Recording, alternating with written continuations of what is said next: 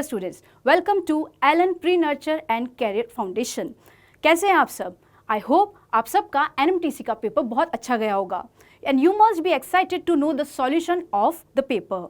Students, here we are present to discuss the solution of NMTC Prelims 2024. यहाँ हम discuss करने वाले हैं question number 1 to 5 of primary level.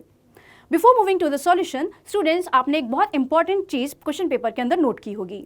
Last year तक primary level में 25 question आया करते थे। इस साल आपने नोट किया होगा कि there were 30 question present in the question paper. Now without wasting the time, let us move to the first question. The first question was, Saket wanted to add two two-digit numbers, but he multiplied them and got 629 as the answer.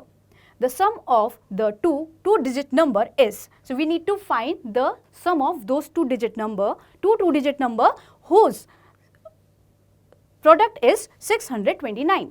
So let us understand the solution, students. यहाँ हमें information क्या given है कि product of two numbers 629 है। अब हमें इसका factorisation करने जाएं तो it can be factorize as 17 into 37। अब आप यहाँ देख सकते हैं कि 17 and 37 they are prime numbers, so that's why इसका जो प्रोडक्ट है 629 इसी तरह से फैक्टराइज हो सकता है। और ये 2 डिजिट नंबर्स हैं जिनका कि सम अगर हम करेंगे तो 54 आएगा। So that's a very easy question. आप देख सकते हैं यहाँ पर कि सम 54 है। That's the option number C, that is the correct answer. Let's move to the second problem. The sum of 3 integer is 1. Their product is 36. The greatest of these 3 numbers is. तो हमें यहाँ क्या करना है students? 3 integer ऐसे find out करने जिनका कि सम 1 आए एंड प्रोडक्ट 36 आए। This is the information given in the question. तो हमें इंफॉर्मेशन जो गिवन है that is some is 1 and the product of these integers is 36। तो स्टूडेंट्स हम फैक्टराइजेशन पे जाएंगे अगेन। सो यहाँ पर हमने जब नंबर 36 का फैक्टराइजेशन किया तो हमने पहले प्राइम फैक्टराइजेशन किया सो दैट हम कॉम्बिनेशन बना सकें कि किन नंबर की हेल्प से हम ऐसे 3 नंबर चूज कर सकें कि उनका सम तो 1 आ जाए एंड प्रोडक्ट 36 आ जाए। नाउ स्टूडेंट्स, अगर हमने फैक्टराइजेशन किया तो हम यहाँ क्लियरली ऑब्जर्व कर सकते हैं कि हम इस तरीके के नंबर्स में इसे डिवाइड कर सकते हैं 6 इंटू 3 इंटू 2। बट यहाँ पे 36 प्रोडक्ट तो आ गया, लेकिन सम 1 लाने के लिए हमें यहाँ पर किसी ना किसी नंबर को माइनस साइन देना पड़ेगा। वो क्यों? क्योंकि आप देख सकते हैं यहाँ पे हमें गिवन है कि इंटीजर्स है। अब इंटीजर नेगेटिव भी हो सकते हैं, तो दैट्स वाई इनका सम लाने के लिए हमें किन्हीं नंबर को चूज करके माइनस साइन देना पड़ेगा। एंड ये भी ध्यान रखना पड़ेगा कि प्रोडक्ट जो आ रहा है वो पॉजिटिव है। दैट मीन्स 2 नंबर्स को यहाँ पे माइनस साइन मिलेगा। सो स्टूडेंट्स, हम ऑब्जर्वेशन के हेल्प से बहुत क्लियरली बता सकते हैं कि अगर हम 3 और 2 को माइनस साइन देंगे तो हमारी दोनों कंडीशन सेटिस्फाई होती है। दैट इज इनका प्रोडक्ट 36 आ रहा है। अगर आप सम करेंगे 6 -3 और -2 का, that comes out to be 1। So according to that our answer जो कि हमसे पूछा गया है that is the greatest number, that will be 6। So here you can clearly see the answer will be option number D, that is 6। Moving to the next problem, the sum of 5 consecutive even numbers is 150. When written in ascending order, the 4th number is. The main point here is that is you need to find the sum of first 5 consecutive even numbers. So students, यहाँ पर even number choose करने का तरीका हमें पता होना चाहिए। So let's see the solution. तो यहाँ पर हम जो 5 consecutive even number चूज करेंगे वो हम कुछ इस तरह से चूज करेंगे कि हमारी कैलकुलेशन ईजी हो जाए। जैसे ऑड नंबर है 1 2 3 4 5, 5 number is a odd number. So here you can see कि हमने एक पहला नंबर x चूज किया है एंड वी नो कि जो भी इवन नंबर्स होते हैं कॉन्जिक्यूटिव उनके बीच में डिफरेंस 2 का आता है। तो हमने जो बाकी नंबर चूज किए हैं वो हमने ऐसे चूज किए x -2, उधर x +2, इधर x -4, उधर x +4, सो दैट सम करने में बहुत आसानी हो जाएगी। क्योंकि हमें यहाँ पे सम दिया हुआ है इन 5 नंबर्स का, दैट इज 150। तो हमने सम किया तो हम क्लियरली देख सकते हैं कि -4 +4 -2 +2 कैंसिल हो जाएगा and 5x comes out to be equals to 150, जिससे हमें बहुत इजीली x की वैल्यू मिल जाएगी, दैट इज 30। नाउ क्वेश्चन में क्या बोला गया है कि अगर आपने नंबर्स को असेंडिंग ऑर्डर में अरेंज किया तो we need to find the 4th number. 4th number हमें फाइंड करना है। So students, let's write down the numbers in ascending order. तो आप देख सकते हैं x की वैल्यू हमने 30 लिखी है, -2 करके इधर 28 लिखा है, -2 करके इधर 26 लिखा है। सिमिलरली हमने जब उधर 30 में 2 ऐड किया तो 32 बना, 2 ऐड किया 32 के अंदर तो 34 आ गया। So these are the numbers और ये ऑलरेडी अरेंज्ड है। अब आप देख सकते हैं इसमें जो 4th नंबर है, first, second, third and fourth, that is 32. So our correct answer, that is the fourth numbers, will be 32. Let's see the option. So here आप देख सकते हैं कि option number B is the correct answer for this question. Moving to the next problem. The price of a cell phone is decreased by 25%.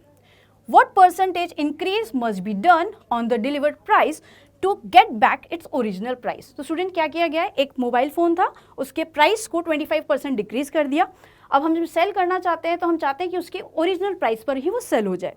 तो क्योंकि यहाँ पे percentage के अंदर ही सब डीलिंग हो रही है, तो यहाँ पर हम समझ सकते हैं कि हम नंबर जो है यानी कि जो वैल्यू है फ़ोन की वो 100 मान लेंगे तो कैलकुलेशन ईजी हो जाएगी. तो स्टूडेंट इसलिए हमने यहाँ पर सेल फोन का प्राइस क्या माना है, 100 रुपीज़. अब क्योंकि डिक्रीज हुआ है प्राइस पहले 25% से, तो अब बहुत क्लियर है 100 पे अगर आप 25% कैलकुलेट करेंगे that comes out to be 25. तो और 25 100 में से डिक्रीज करने पर प्राइस रह जाती है 75. क्योंकि हमने 100 एज्यूम किया है, कैलकुलेशन बहुत इजी है. सो यहाँ पर वैल्यू 75 आ गई. Now what we want to do here, we want to restore the price. That means हमें वापस से इसे 100 बनाना है. तो हम क्या चाहते हैं कि 75 पर कुछ परसेंटेज इंक्रीज किया जाए सो दैट ये 100 बन जाए. तो कितनी कमी है इसके पास, 25 की कमी है. तो हम क्या चाह रहे हैं कि जो x% इंक्रीज हो 75 पर वो क्या हो जाए, 25 हो जाए. तो student to get back this original price 25 rupees का इंक्रीज हमें चाहिए उसमें.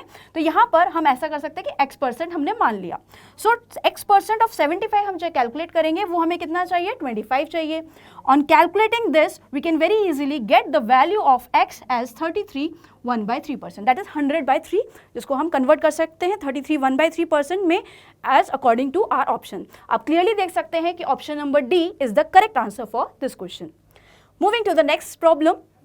Here, the next problem is a rectangular carpet is placed in 8 meter by 8 meter room as shown in the diagram.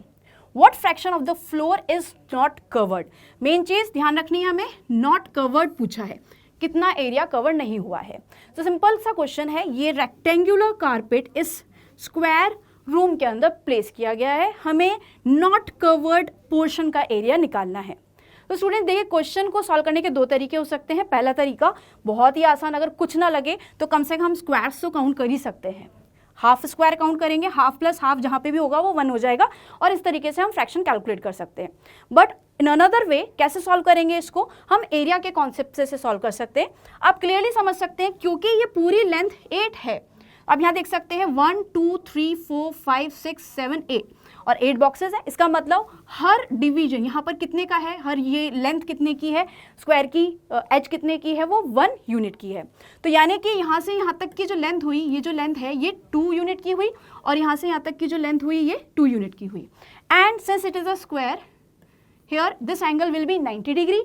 तो पाइथागोरस थ्योरम की help से बहुत easily हम ये लेंथ कैलकुलेट कर सकते हैं, that is 2√2. In the similar way क्योंकि ये 2 हो चुका है, कंप्लीट लेंथ हमारे पास 8 थी, तो यहाँ पर ये लेंथ जो हमारे पास बची है वो कितनी बची, 6. सिमिलरली ये भी 6 है. तो अगेन यहाँ पर पाइथागोरस थ्योरम लगाकर इस ट्राइंगल के अंदर हम कैलकुलेट कर सकते हैं इस वाली लेंथ को. That comes out to be 6√2. And since this is a rectangular carpet, हम इसका एरिया बहुत इजीली फाइंड कर सकते हैं. ऑलरेडी हम जानते हैं कि ये स्क्वायर है जिसकी साइड 8 है, इसका एरिया बहुत इजीली कैलकुलेट हो जाएगा. Let's see the solution. So here square का जो एरिया आएगा वो 8 × 8 64 मीटर स्क्वायर आएगा.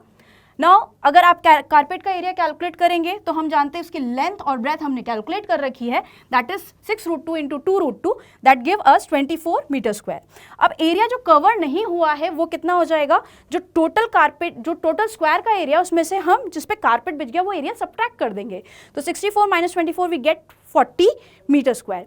सो यहाँ पर जो एरिया कवर नहीं हुआ है दैट इज 40 मीटर स्क्वायर. तो आप देख सकते हैं कि यहाँ पर फ्रैक्शन कितना होगा जो कवर नहीं हुआ है. नॉट कवर्ड पार्ट हमारा 40 मीटर स्क्वायर है, टोटल एरिया हमारा 64 मीटर स्क्वायर है. तो यहाँ पर फ्रैक्शन कितना आ जाएगा, 5/8. So our answer, correct answer for this question will be answer number C, that is 5/8. I hope students आपको क्वेश्चन नंबर 1 to 5 के सॉल्यूशन समझ में आए होंगे.